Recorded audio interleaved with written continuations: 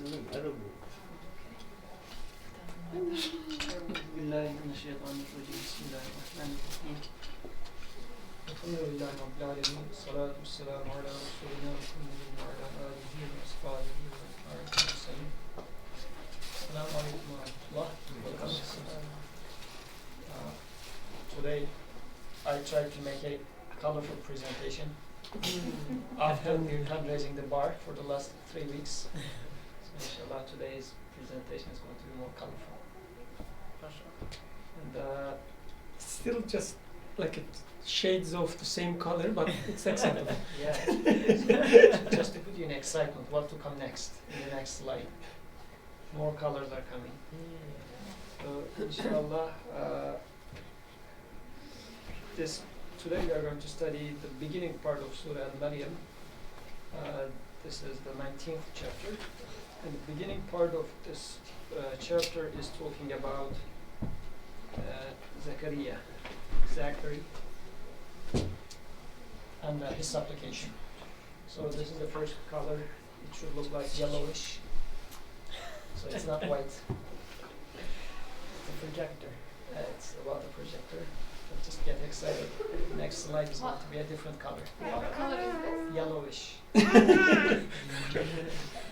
For people following us online, they will see the exact color, so Yes, no. so they can appreciate it. So the chapter starts with Kaf, Ya, Ayn, Sad, 5 letters. But since I don't know what those individual letters mean, in general there's an interpretation for those, but it's not going to be our topic. So we are starting from the second verse. ذكر رحمة ربك عبده زكريا. An account of the grace or mercy which your sustainer bestowed upon his servant Zechariah. إذ نادى ربه نداء خفيا, when he called out to his sustainer in the secrecy of his heart. So let's first talk about these first two verses. Because after these it will start talking about the supplication of Zechariah. So since you're closer to me, I will start with you. Okay. So this first verse is so the things that attracts my attention here are, so there's this an account with different part. That mercy is being mentioned, second aspect. Then there is Rabbika, your Lord, and then there is Abdahu, your Lord's Abd. Beginning from the end. So when we say Abd, what comes to your mind? Slave, what do you mean? For example, how are you? Are you an Abd? I would say so. So in what sense are you as an Abd? I'd say in the sense that I should obey the commands of my Lord. Then there's the Lord. Yeah. So you define your Abdness relative to a Lord. Yes. Okay, Zainab, she likes it. Let's give her some time. Okay, so I could say there are other aspects as well. Maybe you're given responsibilities from your Lord, responsibilities from your Lord, and you should carry out those as a duty. So, for example, if I was your, just for the sake of an example, I was your boss in the work environment. Yes. So you would obey my commands, and it was a very clear job description. Yes. So when I come to Earth, is that job description that clear? How do you find yourself? How do you know that you have a Lord? How do you know that you're a slave? How does this happen? I'd say through observation and contemplation. for example, right now, how do you, what is an observation? Sorry if I'm pushing it too much. You're good? I'll try to, Okay, you good. know, So as long keep as up you're with you. comfortable. Okay, good. So, what would be a sign, an indication that you would say that, well, it looks like I am an abd or a slave, whatever, Okay. and then it looks like I must have a lord, sort of a thing, because when you enter to a job, you know that you are already willingly entering into this job and you are already accepting somebody to be your boss, so it's very clearly delineated, right? Well, for example, this little girl, she was born and she's not aware of what's going on around her. So how is it that at some point she will need to realize, and how this will happen, that it looks like she is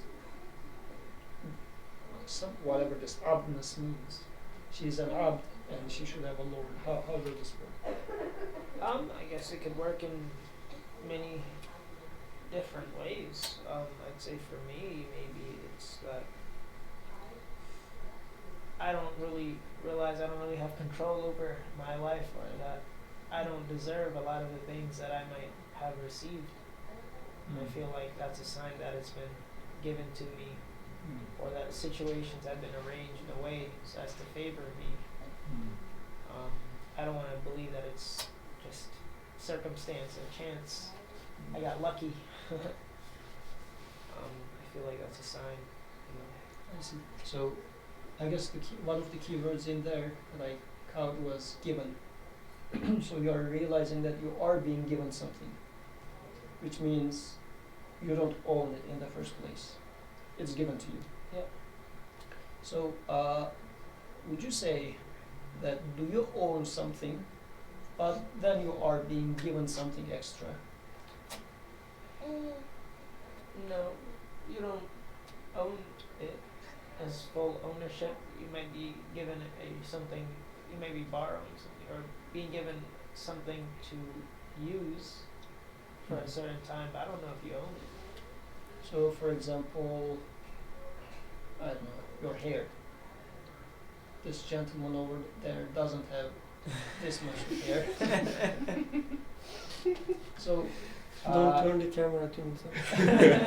People shouldn't know who are you talking about. So how do you feel about your hairs? Because it looks they look more fancier than his. Oh. So do you own them, or do you No, feel like they're not at all. given? Allah might choose to take it away once I'm his age or before that, right? There's no guarantee I'll have possession of my hair. Yeah. So why would we say, like, since I made you talk too much, I don't want to push any further. So for example, in this case, him not being the owner of his hair, we can come to you as the second example, since you don't own any. I mean, it's clear that you don't own those hairs. So how would you say that the hair is given or is being given to you and you don't own it? How can you surely say that? And how can you surely say that, or can you say that it is being given and it's not by chance, but it is a definite choice? How can we say that?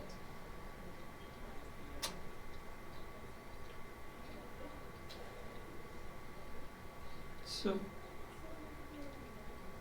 I guess as much as I'm concerned, all I know that I find myself in this situation. Like I have my hairs partially, I have my eyes, I have my, I don't know, speech. All these things are with me. And I don't even know how they come to existence. I don't even know, where they come from. So my lack of ownership is to that extent. Like I don't even know their origin, like where they come from. I find myself in this life, in this moment, and these are the things that I am with right now. So I don't have any control on them. I don't have, I cannot make my hair grow, for instance. or I cannot make them go away. You know. They're just there until a certain time. So there are many choices that I observe in my life, but most of the time I see that it's not me making these choices. Like your hair color? Or Exactly, like my hair color. And my everything I have, right? Everything I have, I don't make choices. if you don't make choice, who else is making this choice? I guess that's the question. That's the question. They take us to the first part of the equation, which is Rabb. I see sustenance. Like for instance, I want to speak right now. Like I want to speak. I have this desire. But I don't know what will come out of my mouth. I want to speak and speech is given. So I see that I experience from the first hand that speech is given to me.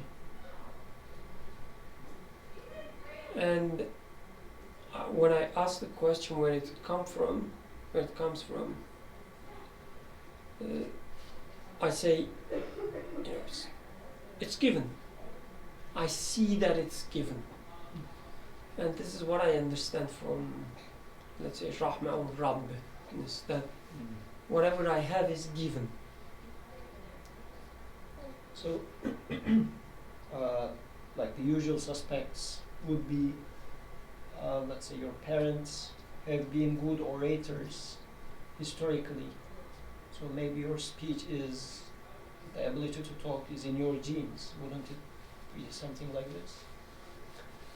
Oh, it could be, like in the sense, if I look at my, let's say, some characteristics of my speech, some features of my speech, like a tone of my sound, the number of words I use and so on. There might be some correlates which are stored in my genes as well. Meaning, the way I speak, it fits to the rest of the creation, rest of the reality. Which makes things actually more complicated, not easier. Like when you say, oh, maybe it's your DNA, I would say, wow, now I have to explain how my speech is, relates to my idea, how they come together.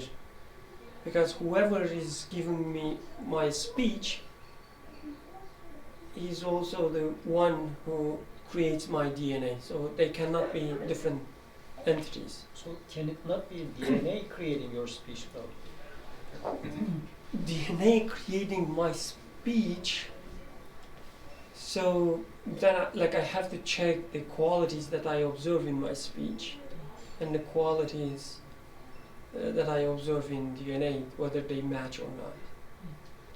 So I see there's a path between a DNA and my speech that I can observe. Path meaning some sort of relationship? Exactly, I see through DNA some protein synthesized, through some protein some other processes takes place, and so on and so forth. But there is always an action taking place. And every action needs some knowledge, needs some power, needs some will, decision to be made. And I don't see any of these qualities in DNA or any part of my body. Because the knowledge should encompass, just like we just mentioning the relation between DNA and my speech, which is a huge process, huge mechanism. A knowledge which encompasses all these mechanisms. It doesn't stop there, unfortunately, because when I speak, also I have interaction with the air as well. So whatever giving me the speech should also be able to know about the air surrounding me. Should also know about my mechanistic properties of my lungs, how your ear is working. All these things should be there. Because when I say speech, it's almost the entire creation I'm talking about. So DNA should know everything about the universe, at least the immediate universe that I can relate to my speech, which is almost everything.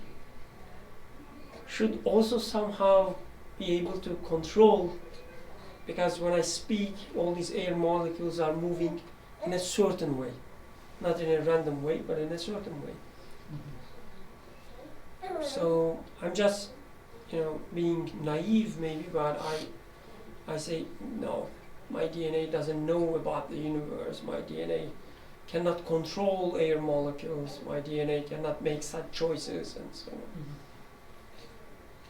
So it just goes away, I guess, easily. I see. So to summarize, you said you have speech and you are in need of being given this because you do not find this ability or power within yourself to carry out this by yourself. And one of the usual suspects is DNA, but DNA, since this action requires, like the giving of speech, requires the control and knowledge of virtually everything in this existence, DNA is far away from having such a thing. So said that there must exist someone who takes care of me, who keeps giving me speech, but this is not DNA or anything as of this sort. So therefore, I am an abd because I am needy. I am in need of speech. So this is how I know that I am an abd. I am in need of speech, I am in need of hair, I am in need of air, water, and everything. So my neediness is what tells me that this is what I am needy. But at the same time, my needs are being provided. So this is where Rob comes into the picture. I'm realizing that there is someone who constantly takes care of me. And there's something interesting in this verse which says, Rabbika, here, your Lord. So having this sort of a personal relationship with my Lord, do I see that I have a Lord which is specifically taking care of me? Like, it's not like, okay, such and such is our president. Our president means, as a collective, we voted for him. He's elected. He doesn't know me, but I know him. That much. But if I was able to say my, then that would mean I am cognizant of a personal relationship. So this verse is starting with Zikr Rahmat Rabbika Abdahu Zechariah. So talking about my Lord. So I guess to carry on with the rest of this chapter, I should pay attention to this Rabbika part of it. Am I aware of my Lord with capital M-Y in there, my Lord, just to put emphasis. And then, yes, going back to the mercy part of it, so then I am realizing that my Lord is merciful because constantly I am being provided. I am needy since I was born, like this baby. I was in need of multitude of things, uncountably many things. And I have been provided with them. Even I'm not noticing them, I was in need of them because they were being given constantly. I never felt their lack of, if I don't think about them. I guess the easiest would be air. If I say what is the biggest sustenance of you, most likely you would say water, forgetting the air. Yeah.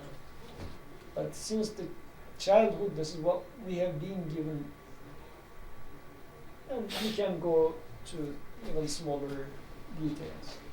So this is this mercy, constant mercy, because when you look at this mother and baby over there, you're seeing that she is trying to take care of this baby since 20 minutes, with just trying to feed her, trying to just caress her and everything.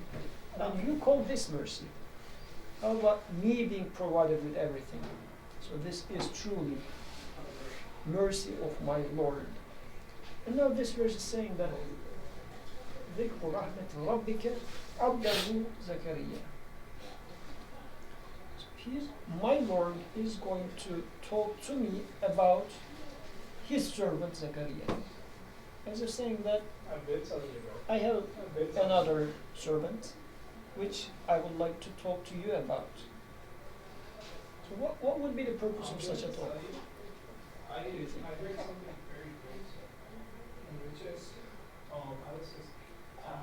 I'd say maybe he wants to highlight some qualities of his servant. He said when it says your Lord, it makes it personal. When Allah says his servant, that makes the servant personal to him. Mm-hmm. And in here, he's defining I guess the summary of this verse would be there's a strong relationship between Abd and Rabb. So I know Rabb through my Abdness. But in here, the Creator says, I'm going to teach you what Abd and Rabb relationship looks like. I am your Lord, therefore you know yourself as an Abd. But here I'm going to tell you what an Abd looks like. So the rest of this, the rest of the verses that we will study might be a good example of what an Abd looks like, just in terms of this relationship. And in the third verse, and anything else that you would like to add for here? إِذْ نَادَى رَبَّهُ نِدَاءً خَفِيًّا. When he called out to his sustainer in the secrecy of his heart.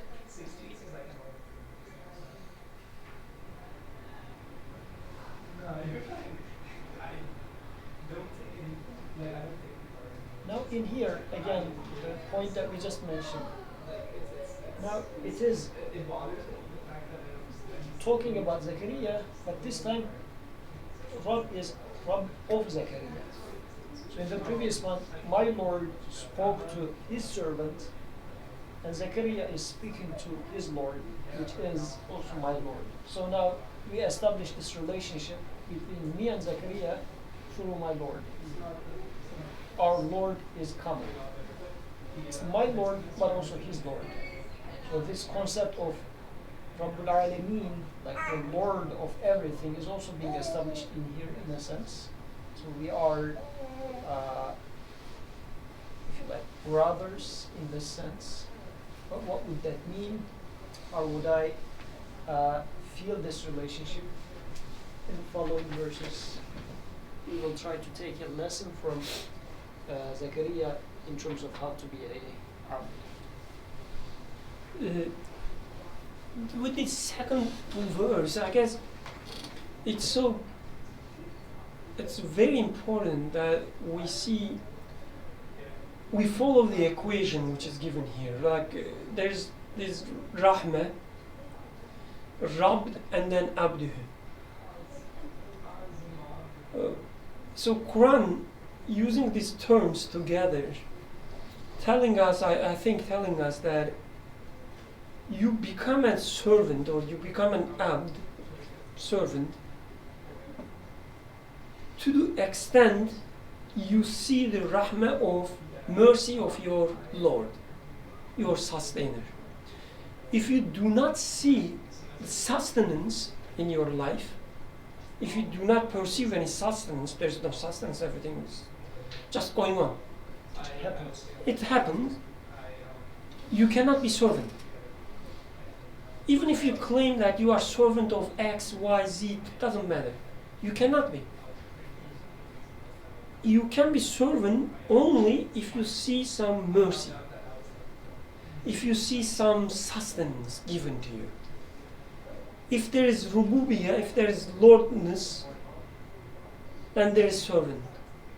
If there is no lordness that you observe, there is no servant, being servant as well. So you cannot just start saying that, do you know what, I worship him or X or Y. It wouldn't make sense, and it wouldn't make any sense. The worship, it would be just the word that you use. Because you become a servant of something that you receive. So if you do not see any goodness, if you do not see any bestowal in your life, you cannot worship anything. So for instance, you cannot worship, what is it called? Spaghetti monster. People use it for mocking religions. What if there is a spaghetti monster or something? Like, you cannot be servant of a spaghetti monster, even if you try, unless you see a mercy, a sustenance coming from him or it. So, then can we say, on the other side of the coin, let's say he said he's receiving this hair, and he said he hopes that he's not getting it by chance. So if I say that, well, maybe I'm lucky that I get this hair, so am I in this case worshipping chance or luck? Exactly, this is what at least Quran says. Whatever or wherever you think you receive this sustenance, you are the servant of this source. If you think your salary is coming from your boss, you are servant of your boss. And you will know it in your life. You will know when you enter the room of your boss that you correcting yourself, tidying up, be careful not to say something to make him or her anxious, angry. You will know that you are servant because you think at least partially some part of your sustenance coming from him. And you are servant. This is what Quran says. At least, like, I'm not saying this is what Quran says to make whatever I say to be true, but this is what I understand from this verse. And it makes sense in terms of defining servant as such. I am needy. I guess this is obvious thing for everyone. We are needy. But where do we think we are receiving those papers? Because wherever we think we receive those goods, we are being thankful or begging in front of such. So it might be chance, it might be, I don't know, boss. But my relationship with this one becomes an abd and rabb relationship in this case. So who is my Lord? And in here the verse is reminding me that your Lord is the Lord of Zechariah as well. And then going to tell me, because since he seems to be an exemplary abd, so what it really means to be an abd. So in the third verse there's this nida and khafiyya. So he was calling to his Lord in a secret way. So what does this remind you of? What does it mean to call Creator in secrecy? Does this mean waking up at night and silently, in the absence of wife or anybody else, secretly praying? What does this secrecy remind you of? I mean, the translator puts secrecy of his heart in there, but the verse just says secrecy.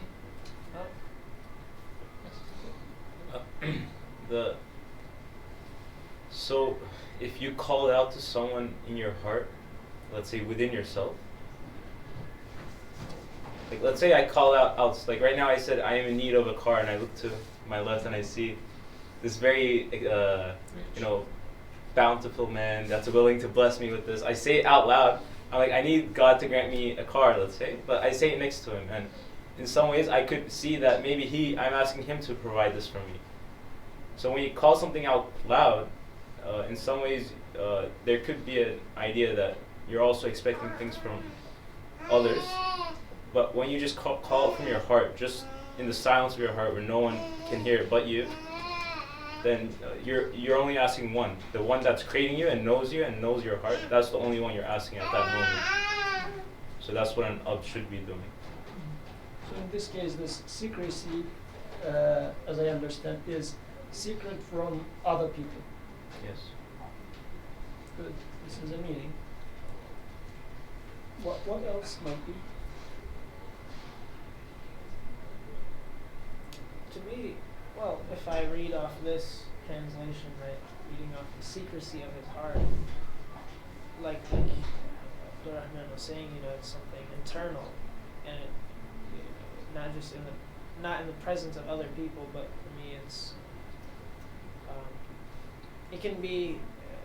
It doesn't negate that it could be amongst other people. You can still call out to your Lord amongst other people, but they won't know about it, right? If you keep it contained within yourself, and what that means to me is, he felt a severe need of something from his Lord, that he would be calling out to his Lord wherever he was in secret, because he knows only his Lord can provide it. Yes, actually this reminds me of something that I am very deeply in need of, and even maybe I'm not able to speak it out. It happens that you might be looking for a very dear wife, let's say, since we have unmarried people in here as well. But you know that you are in need, but you know that you don't have it, and you know your circumstances. You are living in a country where it is very hard to find one. So, just to give more relevant examples. So, Very relevant. But even putting it into words, you might be ashamed of, or if you put it into words, maybe people are going to mock you, because the picture that you are imagining is very unrealistic. They say, well, such a thing doesn't exist on earth. I mean, be realistic, forget about this. But you are truly in need of such a thing, but deep inside you already know that maybe they are right. Such a thing doesn't exist on earth.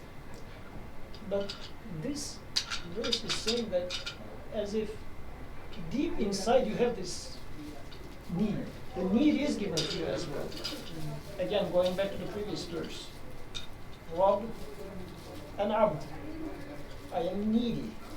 I am given my need. What am I going to do with that? It's not that I created this imagination of the ideal, whatever, archaic wife which doesn't exist anywhere on earth, but still this desire is being given to me, and it's hurting deep inside somewhere. It's very secret, and I don't want to open it up to people because I don't want to be mocked with it. And even if I open it up, it's not going to work out anyways. What's the point? Maybe you might one day write a novel. It might make a good story, but nothing more than that, right? So there are such needs, but very secret needs, very deep inside our hearts, which even is almost hidden from our sight. Deep inside we know it is there, but sometimes we ourselves are not putting it into words when we open our hands, because we think like maybe it's too far away. But it is I guess the point is, I am not the creator of this need anyways. I am an abd in all aspects. And since it's a need, it's clearly reminding me of a Lord. Does it look like the same color? It's all about the project. Is it a little bit like bluish? No, this is more like pinkish. It's a watermelon. Watermelon color, yeah. So I was trying to make it colorful for you guys, but unfortunately for our online participants, we'll see it. At least they are getting a colorful presentation. Good. So, verse number 4. Oh, anything you would like to add for third one? Nida and Khafiyya? No. Say that? No. قال رب إني وهن العظم مني واشتعل الرأس شيبا ولم أكن بدعائك رب شقيا. So he said, O my sustainer, O my Lord, feeble have become my bones, Feeble, Weak. weak. Weak have become my bones. And my head glistens with gray hair. But never yet, O my Lord, has my prayer unto you remained unanswered.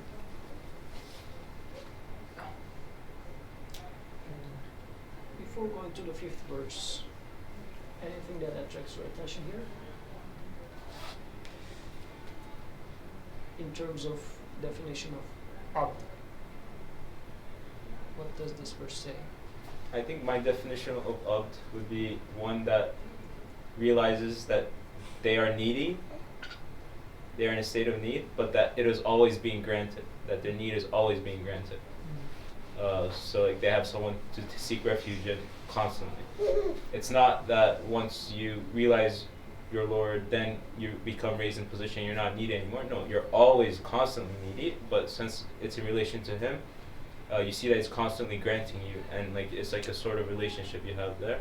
So it makes sense that an abd like Zechariah would then say, you are always answering my prayers. Add that in this ayah, Zechariah is calling out, to his Rabb, and his sustainer, the one who provides for his needs, but he's calling upon the things that his Lord has taken away from him. He's saying, "Oh, you made my bones weak. You gave me strong bones, but now you're taking it away. And my hair was black, and now you're making it gray." So it's kind of like acknowledging, I guess the right that the Rabb has to give and then to take away, that he's not complaining about losing his gifts or interpreting it as that his Lord is a bad Lord, or that he did something wrong, but he's calling upon those aspects. And actually, these are the signs of you not being the owner, right? If my bones were mine, true. I wouldn't give them to anyone. But they're getting weaker, outside of my will, and outside of my control. They are getting weak. My hair, I would like to keep them black, but no, they become white. So, and maybe the Rabb saying that Rabbi, so, oh my Lord, these are going away. So again, declaring my state as being needy, I don't own them, and they are being taken away from me, and I'm aware of that, and I acknowledge that. I don't claim to be owner of them. You are the owner. You gave it. You take it. So this acknowledgement is being aware of abness. Yeah, and then he uses that to ask his Lord. He says, I acknowledge you give me this and you have the right, to take it away, but there's one more thing. There's something else I want. And at the end he says, my prayer has never remained unanswered. So he is an abd, aware of his neediness, and he says, my supplication has never been unanswered so far. What does this mean? Why? I mean, I don't know if that's what relevant to this, but for me, how maybe I see this in my life is, I'm not saying he's complaining, but generally when things happen to me, like my bones become feeble and my head, or other things happen, I feel like complaining. I feel like this is like a calamity that's fallen upon me. But if I then look at my past, it seems that he's also saying, in my past, you answered all my prayers. If I look at my past and I realize, he has always been answering my prayers. This is one that has always been taking care of me. And this thing which I view as now something I dislike, I say, it seems like I dislike this, but you have always been taking care of me. And now again, I seek refuge in you. I accept what you're creating. Like there's almost there is something bad there, but sees the past, and then because of that, he's able to now like make it like seek refuge in him. So are you able to say that all your calls have been answered? A lot of them, I can say that. So some of them were not? I mean, the ones I'm like conscious of, like I'm sure there's things that I don't know, but whenever I can like contemplate about things, I realize that my calls are being answered. All of the ones that I think about, I realize are being answered. Okay. So then let's open it up a little bit in here. So what are your calls? Give us some examples. Not the very secret ones, you can keep them to yourself. But a few of non-secret calls that you do, that are answered. You Just- found a job. Yeah, finding a job, A car. graduating, Graduating, okay. being able to attend discussions. Good. Have you ever asked for water? Not usually, no. But I get up and walk for it sometimes. your neediness, doesn't it inherently asking for water? Like my body? Yeah. Yes. Like the way you are given existence, actually. Yes. So, to me, it sounds like to be able to say this comfortably, as Zechariah does here, you have never not answered any of my askings. So, what do I ask? And my eyes are asking for light, for example. And every day, sun is rising. My lungs are asking for air. And so far, for more than 30 years, I didn't have any trouble finding air. It has been granted. Or I am in need of friends, I am in need of friendship. Friendship not only with human friends, with the existence becoming a friend. So these needs are being given to me, and I am receiving answers for all of these, if I am aware of them. Because, and I feel like sometimes I ask for something and it's not given to me. Does that mean that I was not answered in that? No. What does it mean? It means maybe if you expected an answer in a certain type of way, but you didn't receive that specific type. You know, I could say, give me your wallet, and you could say yes, and give me the wallet, or you could say no. I'd still receive an answer. Right? Very good. So, then, in this sense, how shall I get the no answers? What does it mean to get these answers in there? Because I guess it's generally my mistake to say that if the wallet is given to me, then I receive an answer. When I don't receive the wallet, what sort of an answer do I get? Or am I aware that I am being answered? I mean, we talked about this, so I feel like I'm cheating almost because we talked about these a lot previously. But I feel what asking means is you ask, and ask, like, your job as an opt is just to ask, not to like want the thing at the end.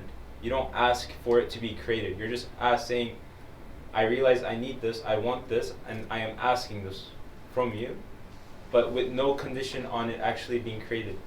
Because you realize that your job, your duty is simply to ask him, but all the creation part of it, since you realize he's your Rabb, and he's your caretaker and sustainer, you leave all of the creation part to him, and you accept how he creates. So asking is not saying, I want that thing to be created. It's more, I am asking as a recognition of this need I have. So simply doing it is already, just because you're asking him, it's already just directly you're fulfilling the purpose of it. And the purpose in here being establishing this connection? Being an Abd and Rabb relationship, yeah. So this aspect, because establishing this connection is a two-way connection. But you put your side, let's say you're trying to become cognizant of your neediness and admitting that I am needy. But once I choose to do such a thing, I am being given contentment. Just realizing my neediness gives me contentment for whatever reason. It's an interesting thing. Just check yourself. Let's say, because I can choose not to admit my neediness. So I might say that I want this ideal wife, whatever, but I can do it. I can't find it. Or somebody is just misbehaving me by not giving me this desire. In this case, I am fighting with this need. I'm not admitting my neediness and saying that I have a merciful provider. Rather, I am choosing not to admit it. Either I say that I'm going to fight against this need, or I will say that whoever puts me this need and not gives it to me is such a cruel one, as if I am now fighting with my Lord. Lord is not merciful for me.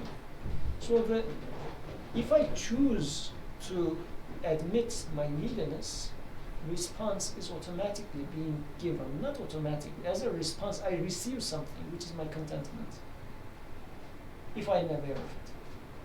This contentment is my initial response, which comes immediately after my choice of submitting or acknowledging my neediness. But this one requires, I guess, this nida and khafiya, this secret call. As much as I'm aware of this secret call, I'm going to become aware of this response. I'm going to be content with just being able to acknowledge my neediness.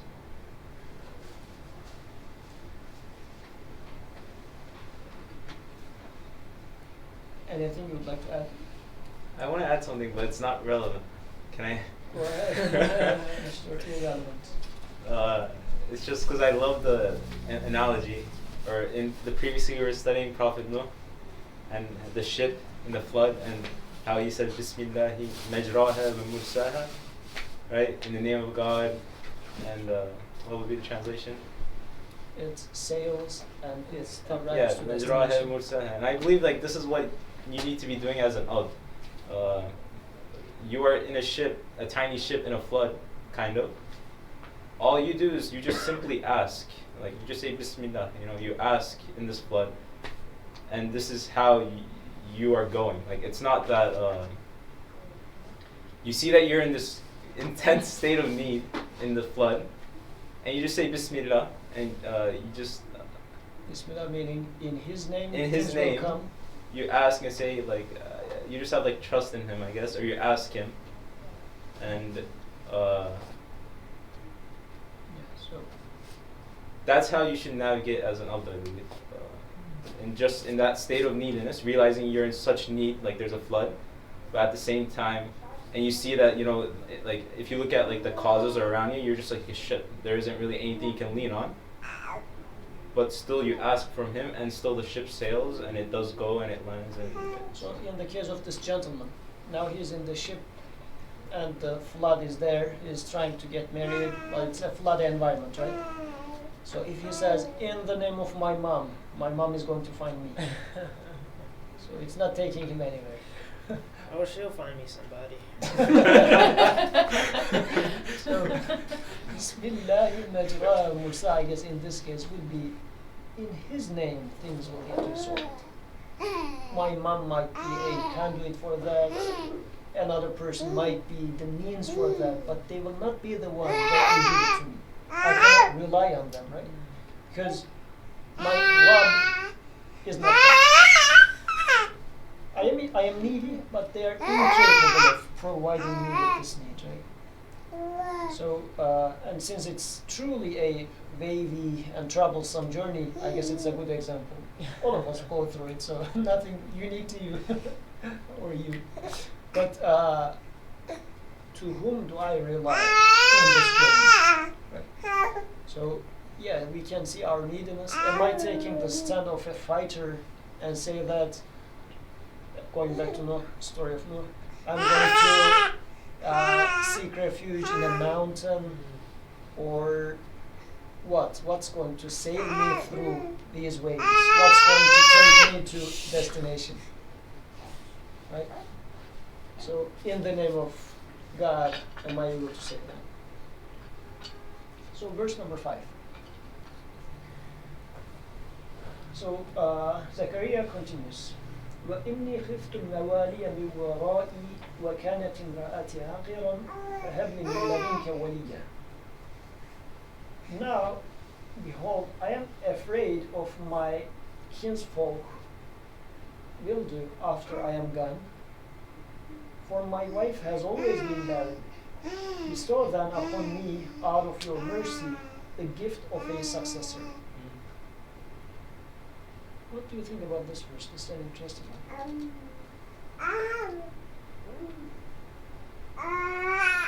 And maybe we can read this with the next verse as well. I will also bring you the next verse. Ready for the next color? Eyes! It's burning! Imagine this one is greenish. Oh, it's a pastel green. You can see it. You can see it a little bit. Make it white, please. I cannot do it. It's too much for me. Okay. Stay tuned for the last color. It's the best. So, and also verse 6. يرثني ويرث من آل يعقوب واجعله ربي رضيا. Who will be my heir as well as an heir to the house of Jacob, and make him, O my sustainer, well pleasing to you. So overall, it looks like he is asking for a successor, A child. a child, but as a successor. And he is worried about his people, what they will do after him. And he also has a apparent constraint. His wife is not able to give birth. So,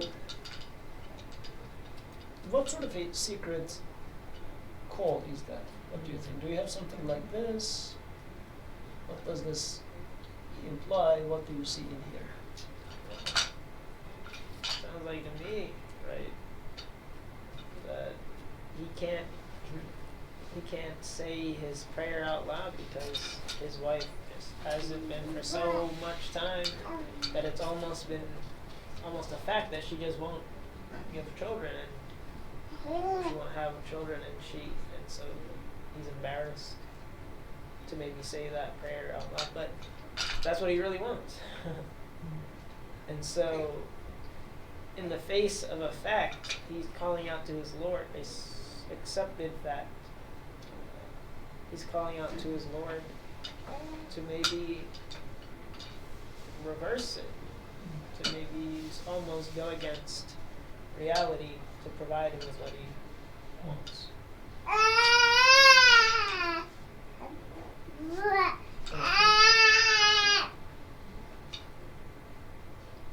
I can't see it relevant to me. You can't? Yeah. You don't even have a wife, let alone her being barren. Let alone wanting a child. So, this reminded me my feelings every time I apply for a grant for a project or anything. Like, when you are naive, you think you can do it, you can, get it, everything, but as you get More and more rejections. yes, as you become more and more senior, that every time you apply, you say that I don't have what it takes. I don't have it. Like, I don't know how to write, I don't know where to start. But at the same time, I have this fear. Fear about my future, fear about what's, awaits. And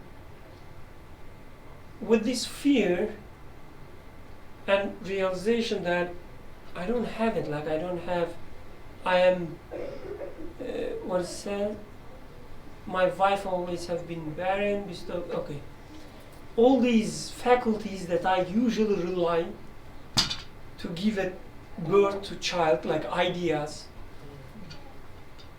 they are barren, like I cannot find any ideas. And it has been same every time.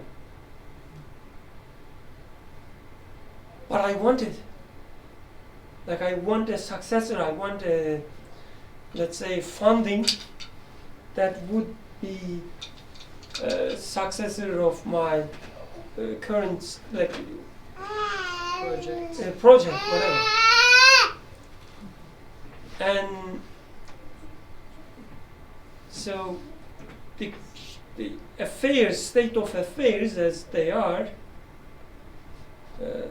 they cannot provide it. I know that it's almost impossible, but also I have this fear what I can do. So I need to ask for it, I need to search for it. And I search for it from the only source that I can know who creates, quote unquote, out of nothing. So I say, quote unquote, because so this is how I perceive. I don't care, about its metaphysical, ontological reality, like whether it is being created or not. Like, this is how I perceive. It was not there before, now it is there. So the funding was not there, now it's there. So it's being created for me. And it's inaccessible to you in Exactly. any shape or form that you are aware of. Exactly. And it's out of nothing to the extent I'm concerned. So, like, I don't think it's any irrelevant to us.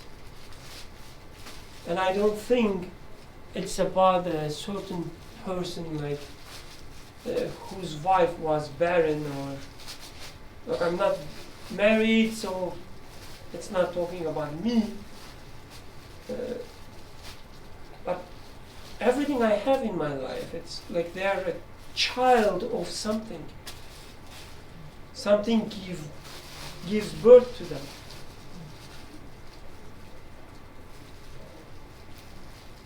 And it's interesting in here, child is, in this case, the child that he's asking for, is going to be created not from father and mother. So we tend to think that child is born from a mother and father. So there is a cause which, from these causes will come up the effect, like the child. But in this case, the cause is aware that a child cannot come out of me. And again, this is Surah Maryam. There's going to be another child in this surah. This time, clearly there's not going to be any father. There's going to be a mother and a baby Jesus will come. So, in the same surah, two children, but the cause is not there. But we'll not get into the So story. it's as if, like, first he shows that, okay, two causes are, both of them are there. Father is there, mother is there. Now I'm explaining you that whatever you see as an outcome, effect, cannot be coming from these two. Like, I will show you. The father is old, the mother is barren, still child be there. So do not attribute the child to them. Then he says, okay, if this is not enough, if you don't understand still, now I will show you the child will come out of just mother. It's still there. There's no father. Is it enough now? As if. And in the first one, father is still asking for a child. In the second story, mother is saying that I cannot have a child. I don't want to. It still is going to be given. So in our lives, things are happening as such. But again, this Abd and Rab relationship in there, Rab is saying that you are needy and I am the one that's giving. So are you aware of that? And deep inside my heart, such desires, such needs are there, such calls. I am in need of getting this, but deep inside I know that I am incapable of reaching it. So in this case, I am worried about my future, I am worried about my kinsfolk, whatever. So this worry is put in there. What am I going to do? And in verse 6, there's this also interesting part. How would you like to interpret this part? Who will be my heir, as well as an heir to the house of Jacob?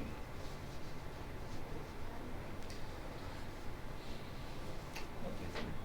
Sounds like someone is inheriting their his father's and his family's and lineage's responsibility. So it says dignity, but I'd say it's responsibility. Like this family has been for ages to, I guess, up to, they descend from Musa. They descend from somebody, Yaqub, you know, for the ages, this family, this bloodline has been entrusted with the responsibility of spreading revelation, teaching of God, and guiding their people. And so that's what I think it's about. So if we take it in this setup first, let's take it in this setup. So let's take Ali Yaqub in the case of Zechariah first, before taking it to ourselves. I feel like that in this case, in the case of Zechariah, yes, he is worried about the guidance of people after him. But again, this person is aware that he is not the one that gives guidance. This is an important point, right? And he is also aware that it was not his parents or his family lineage that gave guidance to people. Because he knows that he's an Abd, and his Lord is the one that guides. So, for example, this girl, this little baby, so the guide is going to guide him. Why should I be worried about her? I'm not going to give her guidance. Yeah. But if you ask me, I am truly worried. So, and this worry is buried deep inside there. I cannot take it out. Yeah. So how am I going to combine the two? In one hand, I know that I'm not the guide, yet there's this need or this Nida and Khafiyya. nida and khafiyya deep inside there. I mean, even before she was born, I started getting worried about how about the guidance in such an environment in this world. Although I know that I'm not going to be the guide to her. So in this case, Zechariah is having a similar concern. So shall we go and tell Zechariah, come on Zechariah, what sort of an Abd are you? And are you truly saying that if you die, people are going to go misled? Your Creator is going to guide them anyways. Yeah. Apparently, the Creator says, no, I put this need into his heart, and he was rightfully asking for something because he was supposed to ask. This was his duty to ask. Declaring his neediness, saying that, oh my Creator, people after me are also going to be in need of guidance. So give them guidance. I am asking on behalf of them. When you say in Fatiha, إِيَّاكَ نَعْبُدُ وَإِيَّاكَ نَسْتَعِينُ إِهْدِنَا الصِّرَاطَ الْمُسْتَقِيمُ. In there we all say, to you only we worship, we say not I, we. And from you we seek help. I'm not saying that I am seeking help, I'm saying we seek help. So what's the scope of this we? Is it only my family, 3 people? Am I asking for the whole humanity? Or am I asking for the whole existence? If you don't provide us, We are not going to find any sustenance. We are not going to find any guidance. Guide us. Give us. This is the same supplication. So, although I know that I am not going to guide them, I know that my son is not going to guide them either. Because the guide, Al-Hadi, is going to guide people anyways.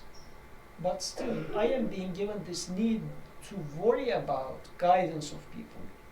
And this is my opportunity to ask for it. And how do you ask it?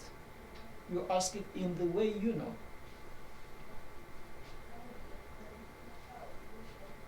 Oh Creator, give people guidance. And when he says, since he's pointing to a previous lineage and an offspring, it also shows that Zechariah is teaching us in here is that the prophethood is a institution, is a tree, not necessarily a bloodline, but it's like an institution. So guided people receiving guidance from the Creator and delivering guidance in the name of the Creator, which makes me here and now seek for or get attached to such a tree. I need to find such people. I mean, after the last messenger, what am I going to get cling to? I am in need of guidance still. So I will look for people who before me get attached to this tree of the prophetic tradition. I would like to receive as much I can from them. So it's a lineage.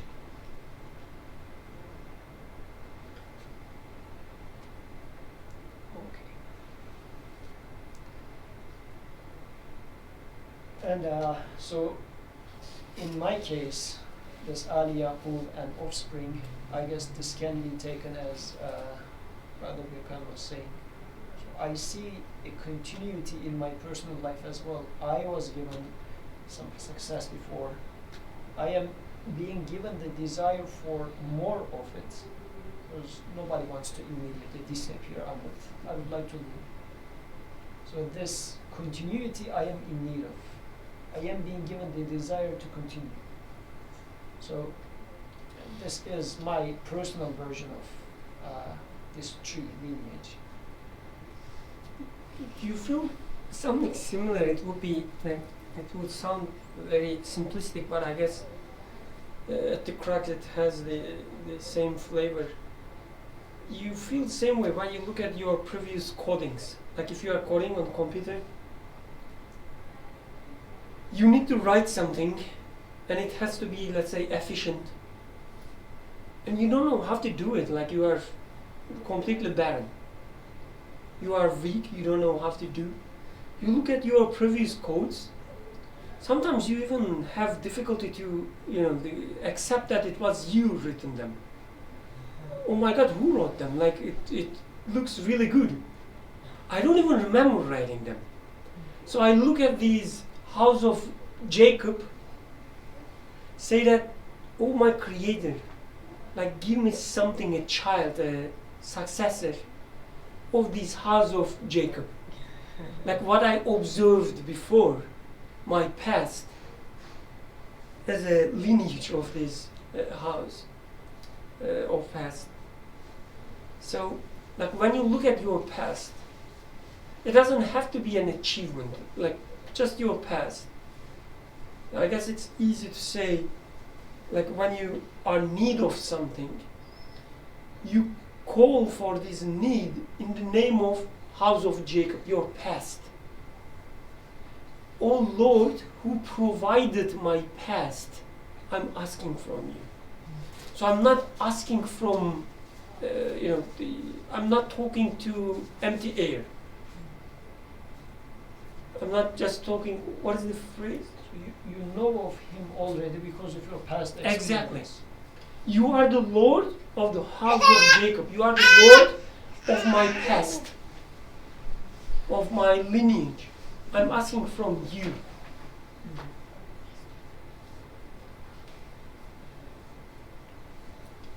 anything you would like to add? No? So verse number 7.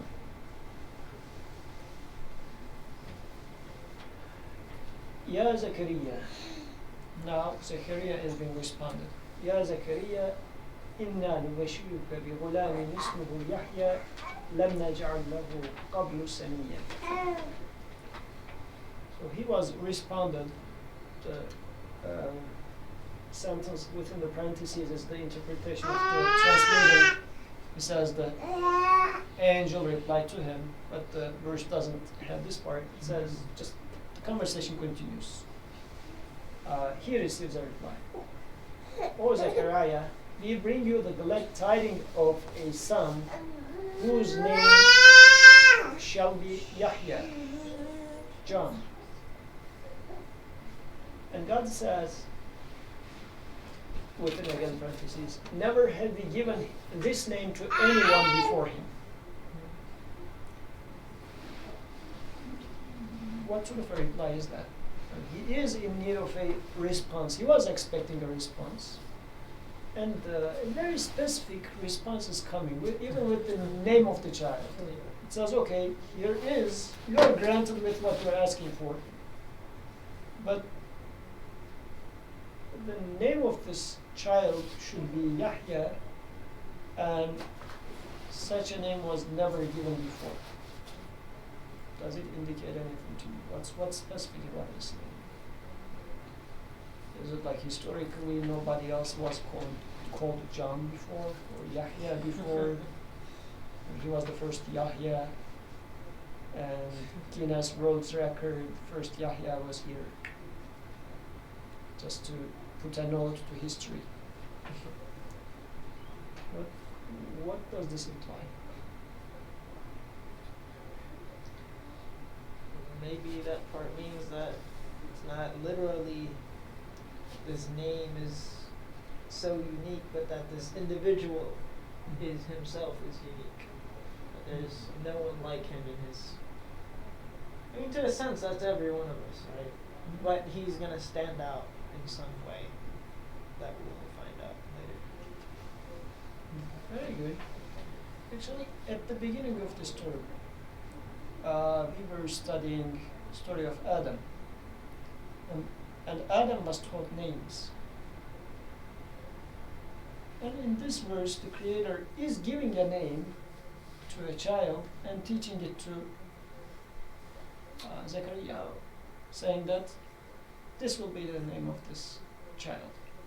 And nobody else was named as such before. When we were studying names at the beginning of the year, I guess we were not here back then. So, what does it mean to say that, I don't know, this is a microphone, this is a computer? What does it mean? What is its significance for humans, right? So, back then, as we were discussing the matter, through interacting with the things, we get to know our maker. Okay. I mean, if I never had the opportunity to drink water, never had the opportunity to breathe air, so on and so forth, would I know sustainer?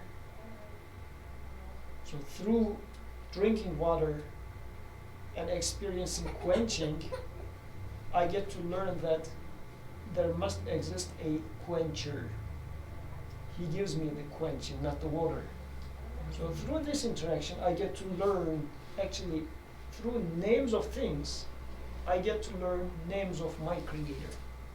So in a sense, as there are as many names in existence, there are as many names of the Creator. Because in everything, through everything, I get to know its maker. Like for example, phone maker. If there's a made phone, you would know that there must exist a phone maker. A phone maker is different than a ring maker. They are different names, right? Maker of Atiq is different than maker of Abdurrahman. Because different skill set I observe in you being manifested, than a different skill set. So, however, Yes. Sorry, not in terms of persona, but in terms of the quality that you observe. Like you observe another aspect of, like you observe the maker of Atik aspect in you, but you observe maker of Abdurrahman aspect in him. Sorry for it. Okay. So, as I observe creation and let's say, there is no two things which are identical. So every single one of them tells me a different aspect of the maker, right? So in here, saying that I am going to give you a Yahya, a specific one. Nothing else has been like him before. And as you said, every single human is unique. Every single particle is unique. Every single thing in existence is unique. This is like hinting to this aspect. But there's also something special about the name. Yahya, reminding of Hayy, life. So he said his bones are getting weak, his hair is becoming white. Death is just around the corner. Out of death, life is being created. So again, such a contrast. A man that is dying is becoming the father of a living son. So far it looks like since the beginning there's always this contrast between cause and effect. And Zechariah was aware of this. Zechariah was aware that he is not a strong cause at all. He is needy. And the effect that he is looking for is far away from him. The Creator is highlighting this again in this verse, saying that, yes, the son that I'm going to give to you will be a living Yahya, like someone with a life. And you are already a dying man. This cannot come out of you.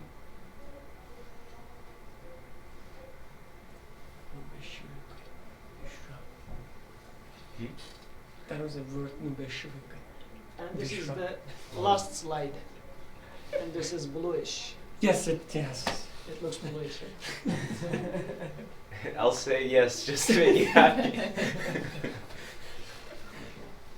Not cute. When you blink your eyes, very like it's so fast. It becomes bluish after a while. Like, Okay, next. and hold your breath. My next slides, next time, I'm waiting it's for going it. to be much more colorful. No. Okay, so these are the two last verses. Now Zechariah responds back. قال ربي إن أن يكون لي غلام وكانت امرأتي عاقرا وقد بلغت من الكبر عتيا. And Zechariah exclaims, responds back, says, O my sustainer, how can I have a son when my wife has always been barren, and I have become utterly infirm through old age? This is a very interesting response Yeah. From an up to. from an Arab. And he was aware of it from the very beginning, his Arabness. He was having this deep need. He is given this child, and still he's astonished, saying that, how come this is happening? It shouldn't have happened as if. You shouldn't have to get this grant, and this dream wife wouldn't have existed. How come that it happened to come? Like, it doesn't make any sense, as if.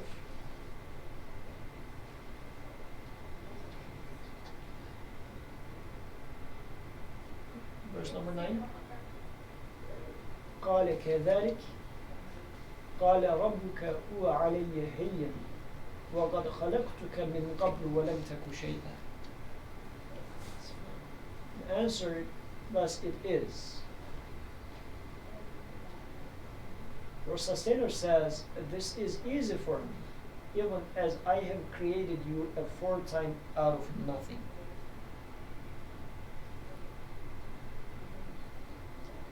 So, this verse, the first part of the verse, there are two. There's the Qala Kadhalik, this beginning part, Yeah, that's it. This is how it is. As if, like you ask something, how come this happens? And somebody says, yeah, this is how it happens, sort of. It's self-obvious, so obvious. Contrary to my astonishment. What are you being astonished with? This is how it is. So, and I guess this causality in this part says it's easiness, how it should be perceived. Yet I am so far away from it. So as if it is just this answer is even increasing my astonishment further. How come how can it be so easy? Because for him, he has a very strong argument. He's saying that my wife is barren, I am so old, yet I am having this. And your response to this is, yeah, this is how it is. And the coming part is explaining why it is so easy. Everything you have observed so far, experienced so far, was not any different than this one. It should have been self-explanatory, you already knew it. You believe rain, the water, life is coming from skies, but you cannot believe a child coming from your wife.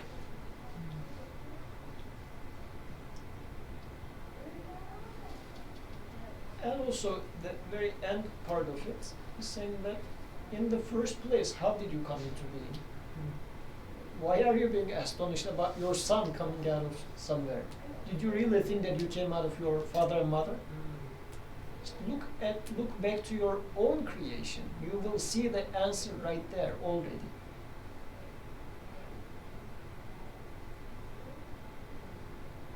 And if we go back 2 verses before, he was talking about his lineage, or like Ali Yaqub, so let's say his family. He's saying that this is how you came into being already. The next one is going to come in the same way. The Creator is creating them. It is easy for your Creator. And for this last part of this discussion, let's very briefly talk about this easy for your Creator. What does it mean? Something being easy for the Creator. Do you ever think that there is something hard for your Creator? From deep down in your heart. Maybe never putting it into words, but apparently Zechariah was thinking that something would have been hard for his Creator. This is how he explained like this. Like deep inside in his heart, he was still thinking that there's this need in me, give it to me. The need was there. When it is given, he says, how come? As if it should have been hard, as if. And although the need is there, but I know that this is not doable anyways. Such a wife does not exist, which means it's impossible for such a thing to be created. And although I know my need, I have no hope it coming into fruition.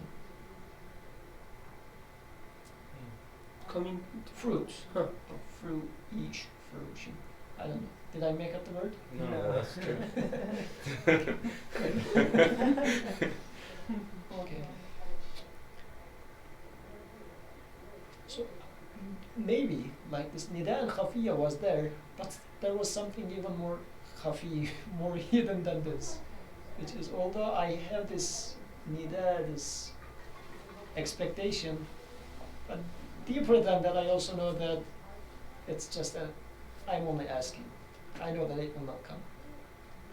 He was asking, but he knew that it was not going to be given, but it was given.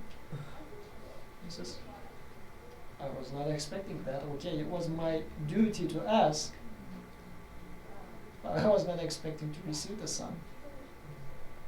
As if it's hard for my Creator. This is a feeling. This is again a very hidden feeling, I guess, that I need to check in my heart. I am feeling like there are things which are, it will not happen anyways, and don't even imagine, entertain yourself, like be a realistic man. Okay, yeah, the creator creates everything, but he's creating within certain things, okay? He's not going to bring it from outer space, like, come on. So, the creator says it's easy for me. Everything comes from outer space. Yeah, that's what he said. But what is the relationship between it's being easy for him and creating you out of nothing?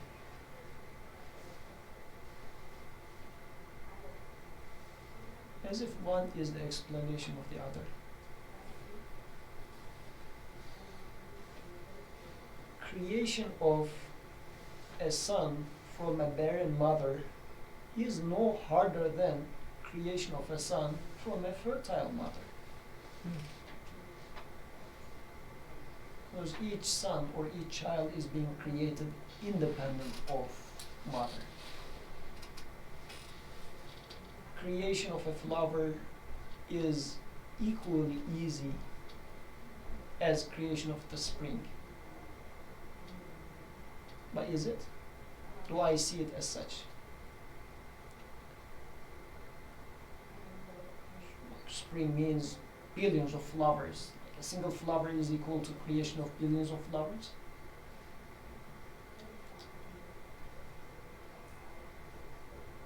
As if this verse is saying that quantity, size, circumstances, nothing. All the creation is the same for your creator.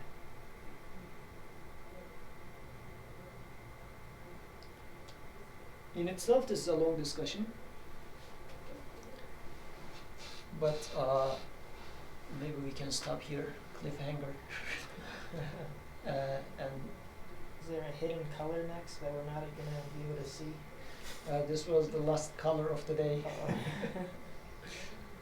But yeah, I mean this, but for tying it up in here, without getting further into creation of everything is equally easy for my creator. And in ease, because ease means like I can easily lift this. This is a little bit heavier. Still it's easy for me, but relatively harder. So what does it mean, easy versus harder?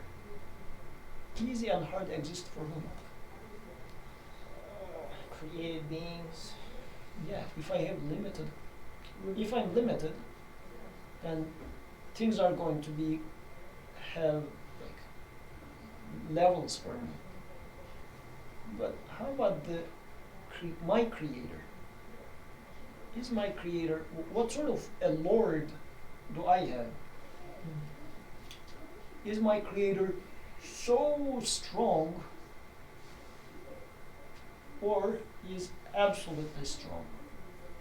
Because so strong means huge number that I cannot imagine, but huge, Yeah. very big in amount. Which means still there are levels for such a power. I mean, for Zainab, most likely until she comes to the age 8, 9, I'm going to be the strongest man on earth. My father can do everything, right? It's relative to her, yeah, I'm going to be stronger. But there will be Uncle Birkan. Once she realizes that there's Uncle Birkan, so then different. So am I imagining, or how is my Lord? Forget about imagination. How do I know of my Lord? Is my Lord very strong, very big, very wise, whatever?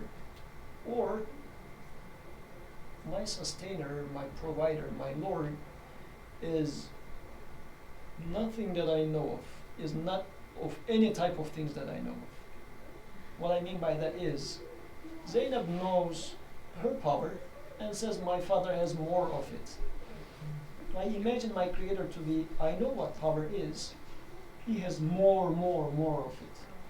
If I imagine, or if my understanding of my Lord is as such, then creating of a single flower must have been easier than creation of the spring. And apparently, deep inside, such an understanding could have been there in my case, as this verse is talking about me, saying that deep inside, if you are thinking that such and such would never happen, this might be the reason.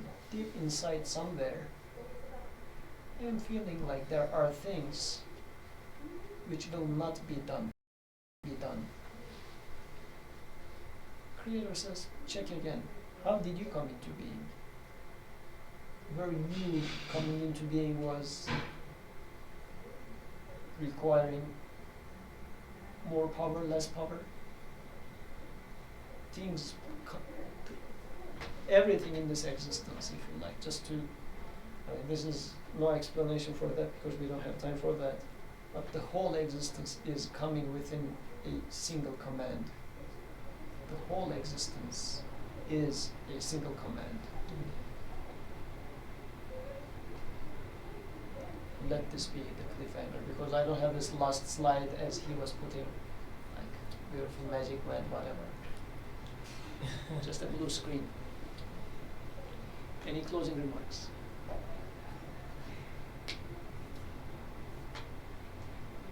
I mean, nothing well formed. I'm just thinking, because how can I, like, I'm trying to see, do I actually believe like something could be difficult for my creator? Is that why? Or like, why would he ask such a question? And I guess like we were saying, okay, he's an up, he believes, but then there's an order to how things work. I can't, if I ask for to become an astronaut or something, or for something to fly down from space, I was like, come on, man, like, come, be serious. You can't ask for something like this. Like, there's an order to how things work. However, let's say you ask for something that's this ridiculous, almost. However, on one hand, you see that, there's an order. I'm like this, but I'm asking for this. And, like, according to the order, there's absolutely no way this is ever going to happen. So this is how I could be questioning, how are you going to do this? Because there's an order. There doesn't seem to be any way that this is going to work. But then somehow he grants it still. Like, I guess maybe there's one way to understand Yahya is a name that's never been given. He grants again this thing that you're asking for in a way that you never thought could happen. And then you're just so utterly surprised by how it happened to be that way. You're like, how did this happen? Like, even and maybe that's one way to understand how he's questioning is what I'm thinking.